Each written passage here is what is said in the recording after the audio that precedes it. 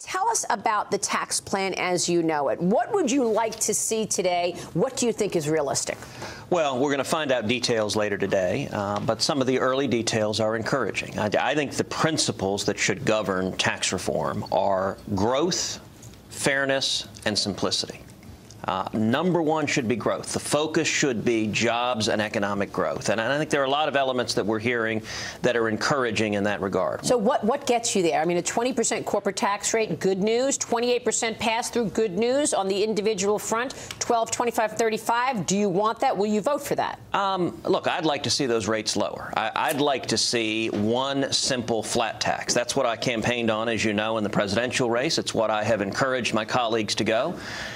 If we don't end up having the votes now to go there, going from 7 rates to 3 is a positive step. Going from 3 to 2 is even better. Going from 2 to 1 is even better. I think simplicity and it being low is important. I also think for individuals, being able to fill out your taxes on a postcard has a powerful, powerful impact of simplicity. We spend about 9 billion hours a year in tax compliance. That's an easy save.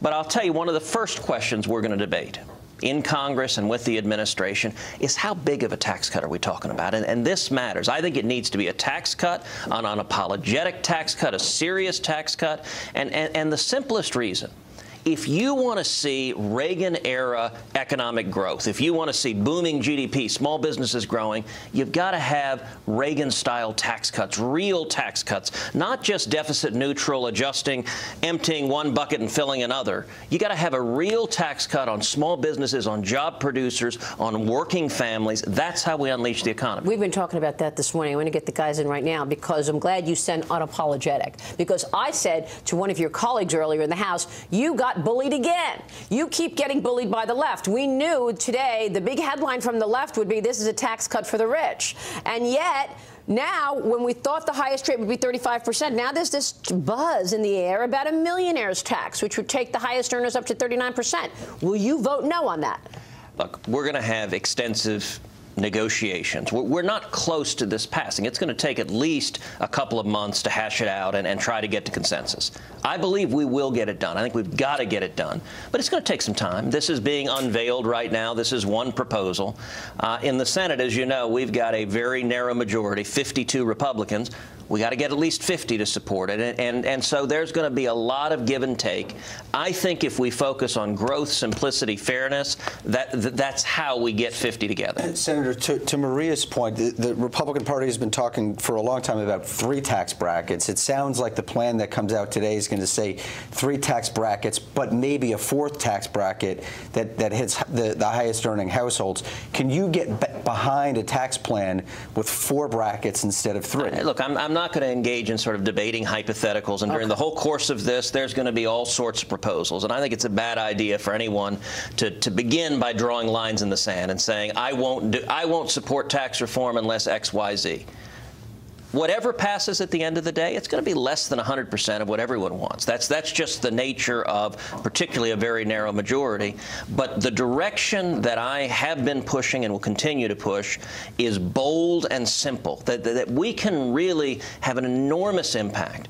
Let me give you an example. One of the most pro-growth reforms that can be included in tax reform is immediate expensing of capital expenditures. When businesses spend money, when a farmer spends money to buy a tractor, he can expense that immediately instead of depreciating it over years. This is a huge idea. It's a massive idea. When a steel factory opens up a new factory, builds a new factory, or a plastics factory buys new equipment to hire new workers, immediately expensing is an enormous incentive for dollars spent here to create heavy manufacturing jobs, to create jobs, the kind of blue-collar jobs that have been the backbone of the American economy for decades. That's a big deal.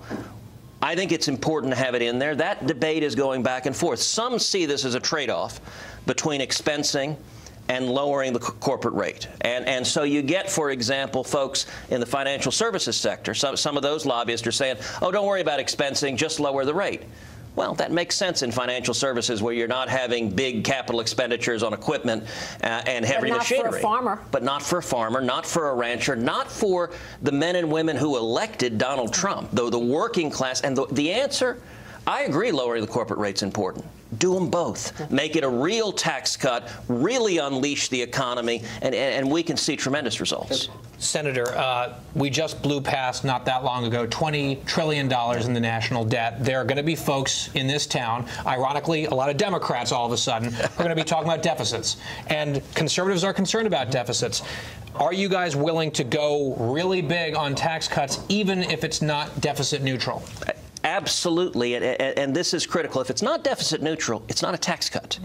And look, one of the things to remember, the way Washington scores tax cuts, they consistently underestimate the economic growth impact of tax cuts. Like the dynamic scoring thing. That's exactly right. One of the reasons I am such a passionate advocate for a big, serious tax cut is because I'm very worried about the deficit and debt. And the only way we're going to turn it around is economic growth. There is no way Congress is going to find the backbone to cut enough to get out of the debt. It's just not going to happen. It's not going to happen with Democrats. It's not even going to happen with most Republicans. The only way we get out of this hole that we've dug ourselves is getting out of the anemic Obama era 1% and 2% growth, getting back to robust 3%, 4%, 5% GDP growth. That generates so much revenue that's how you end up paying down the deficit. So you could go into this thinking, okay, it's not going to be revenue neutral because growth is going to happen. That's exactly right. And if we want to start paying down the debt, the only way to do it, since World War II, our economy's grown on average 3.3% a year. From 2008 to today, it's grown 1.2% a year. I mean, this is dismal. It's miserable. And I'll tell you, a lot of people in Washington are accepting this as the new normal. Now we grow 1% to 2% a year. Well, prior to Obama, the last 4-year period where you had economic growth less than 1% was 1978 to 1982. It was Jimmy Carter coming right out of the same failed economic policies. And what did Reagan do? In 81, he came in with a major tax cut, major regulatory reform. The economy took off. Guy, do you know what GDP growth was in 84? I'm guessing 5%? 4 or 5%? 7.2. Wow. I mean, those are China-level numbers. 7.2, nobody's even imagining that's possible. Well, Reagan produced it, and he did it because he wasn't timid. He wasn't scared of his own shadow. He knew the Democrats would demagogue him. On any tax cut, they're going to scream tax cuts for the rich. You know what? Under Ronald Reagan, working men and women, their wages went up. Under Ronald Reagan, African Americans saw significant increases in their annual income. Hispanics saw significant increases. If you want people to rise the economic ladder, you need the economy growing. You need small businesses going. A big tax cut's the way to do that. Go bold. Senator, what do you say? You use the word dismal to the dismal scientists out there, the economists who say that we can't get to 3% growth because the population is aging and because productivity growth is very low. What do you say to those people who say that the environment now isn't what it was in the 1980s when inflation was coming down and interest rates were coming down? Now interest rates are going up. To quote a voice from the past, I think they are nattering nabobs of negativism. I think they don't know what they're talking about. Every voice in Washington who says, accept mediocrity, accept that we have to become, like much of Europe, stagnant state socialism, that is utter nonsense. This economy, we can unleash incredible growth, but the key to it is small businesses. It's not, Washington focuses so much on the big guys, on the major companies and the lobbyists. That's who has stroke in this town. Yeah. I'll tell you who I care about. I care about the little guy, the small businesses, because 2/3 of all new jobs in the economy come from small businesses. Right, which is why that 25% pass-through rate is real important. So you like that rate? Is that the rate to go with? It's a step in the right direction. Yeah. I'm going to keep pushing for more, simpler, stronger, better. By the way, one very important piece to have as part of this tax reform debate. I think we should use tax reform as the opportunity also to repeal Dodd-Frank. Democrats will filibuster any attempt to do so, which means the only possibility of repealing Dodd-Frank is doing it on budget reconciliation at the same time. Attach it. Attach it to tax reform. And the reason that matters, as you know, Dodd-Frank has decimated the smaller banks, the community banks, the credit unions. Well, that's why you got 1% growth. And that's what provides capital to small businesses. Yeah. If you care about small businesses, you want capital, you want less regulations, less taxes, and getting rid of Dodd-Frank would help fuel. We would be having a very different conversation 1 year, 2 years from now if we're looking at 3, 4, 5% GDP By the way, growth. the Dems want to attach an infrastructure plan to this. You know that. Real quick before you go, Senator, health care. Yeah. You've been trying to get to a yes. Yes. Are you a yes?